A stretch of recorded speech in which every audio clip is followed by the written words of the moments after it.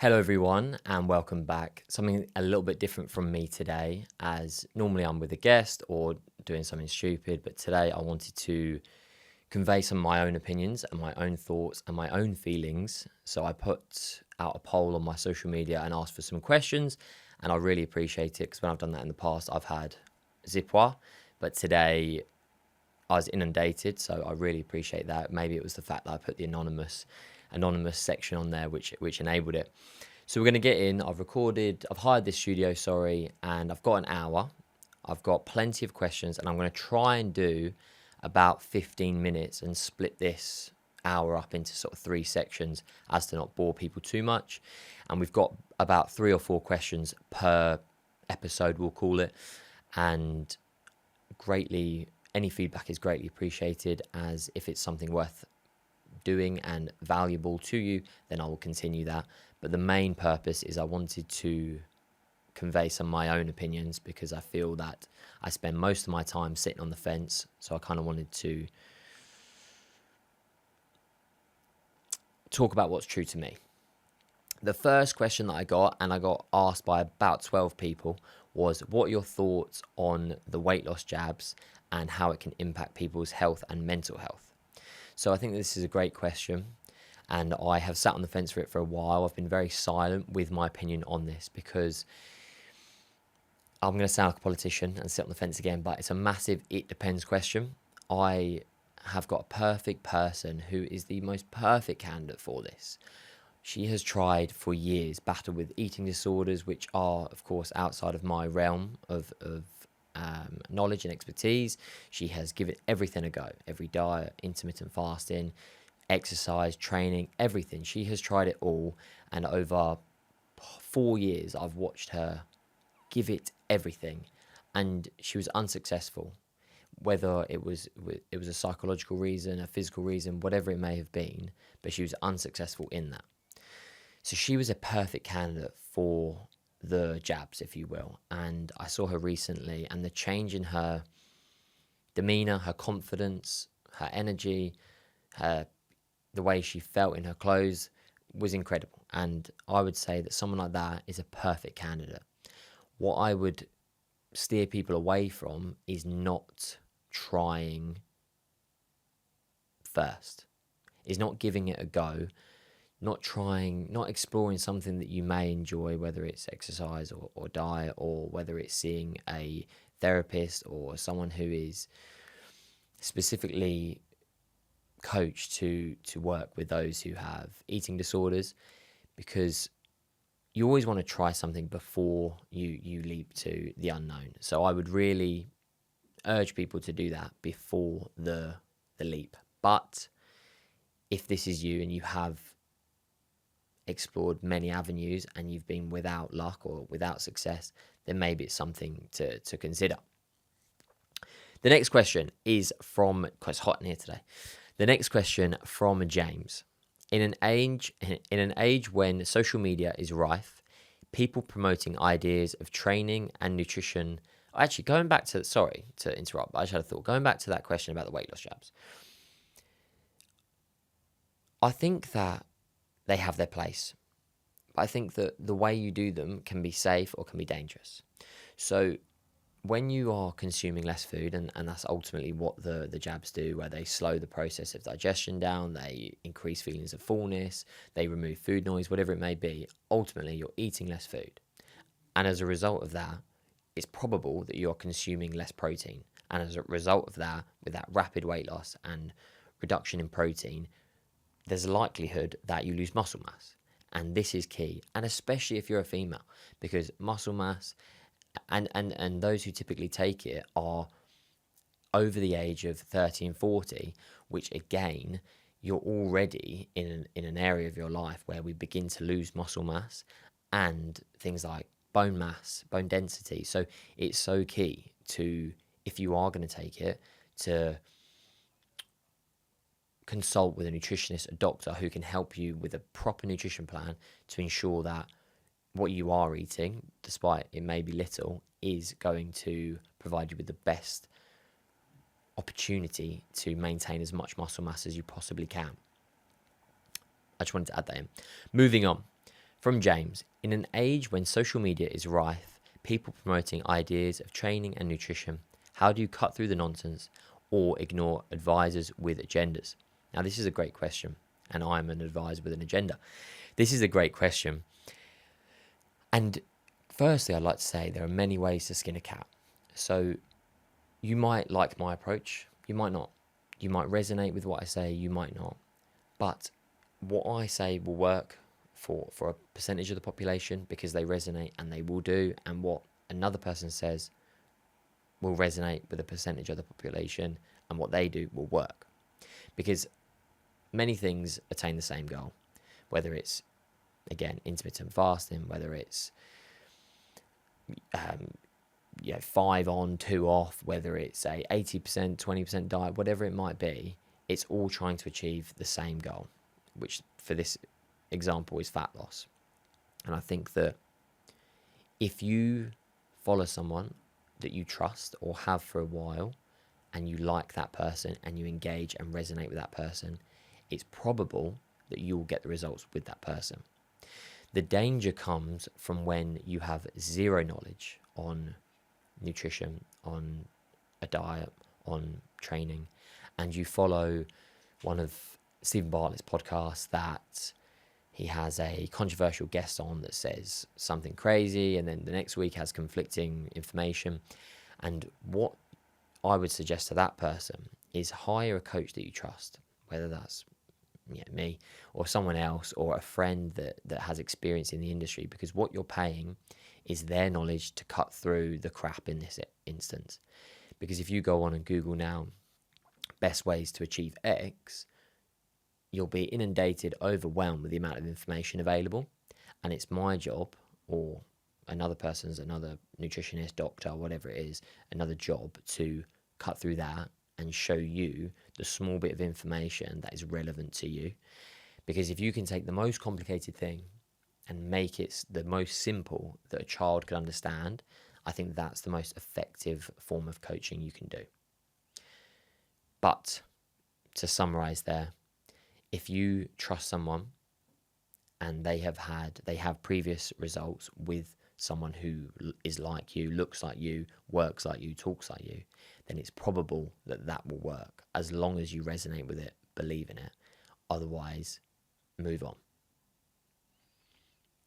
Moving on from that, a thought from me is, it's early summer now, it's about 16th of July, and I've had the same conversation with just over 20 people recently, this week, about how do I stay locked in over a period of time like summer, where we've had the World Cup, where you have holidays, where you have barbecues, drinks, whatever it might be, and not drift away. And that's the key there, because we don't fall off the cliff overnight. We slowly drift away. One weekend falls into 2, falls into 3, falls into 4, whatever it might be, and then you're hitting the classic, I'll reset in September. For me personally, I've actually struggled with this myself. I had a crazy busy 11 months, from my son being born to 9 months of work without a day off. Boo-hoo. And and I felt, we came to the end, had a wedding in Malta, had a holiday, which was amazing, a well-needed rest, but then coming back off of it, I'm sat there with no real objective, no real goal. And if you are anything like me listening to this and you resonate with, you feel you need something to work towards, an objective, a goal, you're not alone. I'm struggling with that also. And the key is, with this period of time, with this summer, is shrink the goal.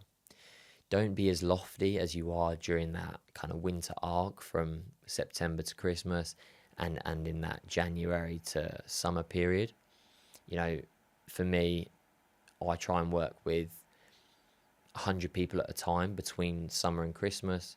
At any one time is 100 people, and the same off of after Christmas. To do that now, I would end up failing and just reinforcing that feeling of being a failure. So you just shrink the goal. It may be, I want to work with 15 people, but have a deeper impact. And if I related that to a goal in terms of, one of the people asked me, they had a boxing fight coming up, but it was an unlicensed fight, and they felt not motivated for it because it wasn't immediate. And it's like, well, let's shrink that goal. Let's reverse engineer back. If the fight is in October or November, let's shrink that back and say, okay, instead of us training twice a day like we would normally approaching a fight, it's once a day, or it's once every other day, and you just shrink those goals as well. So it might be, instead of the fight being the goal, it's reverse engineered back, and you have a PB on this date, and that could be running, a boxing specific, it could be an S&C, one in the weight room, whatever it might be. You reverse engineer back, and you just shrink that so that you don't lose the accountability, you don't lose the momentum that you have during those periods. Because I tend to split the year up into quarters, and I know that everyone does, but not the same dates as Q1, Q2, Q3, Q4. Mine are more, say, the first portion of the year might stretch from January to June, say. And in that period of time, I really try and crush it. I have multiple goals that I will nail, and they will be lofty goals. And if I fail them, I'll be a hell of a lot closer than if I set something way inside my limits. Then I'll have a 2-month period that's a little bit more calm, which is what we're in now, where you shrink that goal, and then you crush it again leading up till Christmas, and then you have that wind down again. So it's not quite quarters, but you understand the premise. And I find that helps me. It helps me mentally calm down as well, because I am relentless, and I feel if I don't tell myself that I can relax, I won't relax, and I'll just be getting frustrated at myself that I'm not doing 100 miles an hour. Anyway, enough of a tangent from me. Back to the final question, and this one is from Alexandra. Now, this is a good question, but I'm going to struggle to answer this through experience. What do you suggest for women in perimenopause who are navigating seriously fluctuating hormones and energy? This may come as a surprise to you, but I am not a perimenopausal woman, but I'll do my best to answer just through experience and what has worked with people I've worked with in the past and the latest research. I did read Davina McCall's book, which was quite an eye-opener, but I'm not in perimenopause, so I can't answer from experience. I will just answer what has worked in my experience. And I've made a few notes on this just to not mess it up. You're going through many changes, and it impacts life. It impacts your sleep, your energy, your mood, your appetite, your body temperature, everything. So I think that you have to be a little bit kind on yourself to say, I am going through this huge change in my life, and not every day is going to be perfect, is one. I don't think that social media helps either, because you have the two ends of the spectrum where people say, just work harder, or there's nothing you can do, so there's no point doing it. I think the truth lies somewhere in the middle. And how the advice that I give is often a traffic light system. So what I mean by that is red light, amber, and green. And this will have, say in the red light is absolutely mental go, go, go, go, go session. You may put in there your high rock sessions, your PBs, your just high intensity, maximum effort sessions. Now, would you do one of those hard sessions on a day where you feel not so good? Wouldn't be advised. So what I tend to do with people is I'll get many, many sessions on a red light, on an amber light, on a green light, and then depending on how you are on that day will depend on what you use from that traffic light system. And this works for not just perimenopausal women, but everything, athletes, whatever it might be.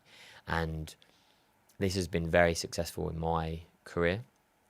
What I would say is I use some kind of test to decide whether I'm flaking out or whether I'm genuinely very fatigued on that day. So in sport, it would be something like a counter movement jump, where if you have a baseline of height that you would get when you're feeling good, no matter how you feel mentally, if you reach that high, you know that the body is ready to train.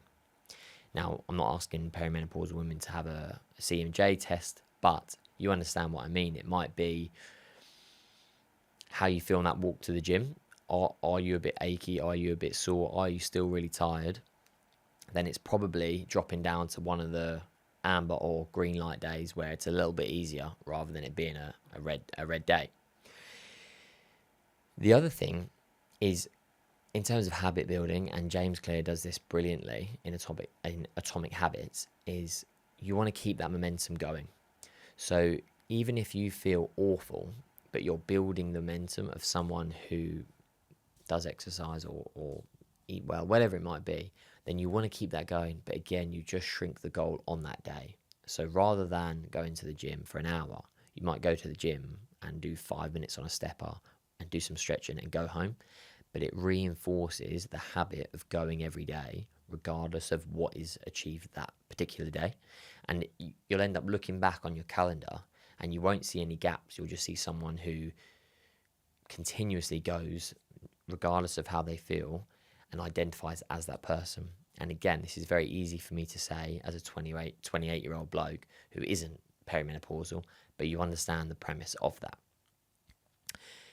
Another thing that's worked well is an accountability and support group for women who are in the same boat as you, because I can read you things from the research. I can give you things that have helped people that I've worked with previously, but there's nothing more valuable than someone who is going through the same thing as you giving you advice. Oh, this really helped me. And this, speaking of this really works well in any community group that I run, because there are things that I don't understand, that I've never walked in those shoes. So to have that advice on, I don't know, a sweet craving, whatever it might be, from someone who is going through that with you, I think is really powerful. And I'm sure if you went on Facebook and typed in menopause support group, you'd be inundated with options. So that's something I would look at.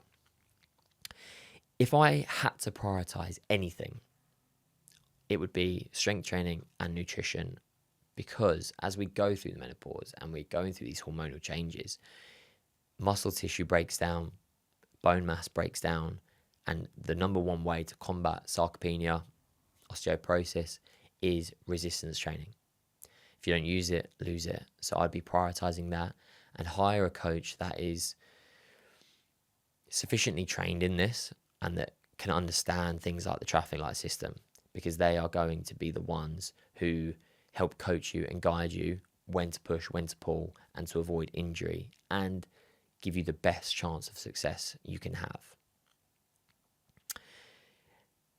On a positive note, you may have to fact check me here. I read a study once that women post-menopause are some of the happiest in the world. And this could be for a few reasons. It could be because they've finally balanced out or begun to balance out hormones that they've been experiencing for however many years. Could also be you've just come off the back of an incredibly difficult time of your life and now it's calm. It could also be because once you've finished the menopause, it's most likely that you have more financial security, housing security, your children aren't toddlers anymore and stressing you out. So it may be a combination of those things, but it's a little bit of hope to keep in mind. We'll wrap up there of the first 4 questions. Thank you very much. I hope that you enjoyed that, and I will shut this off now, record again for the next week's episode.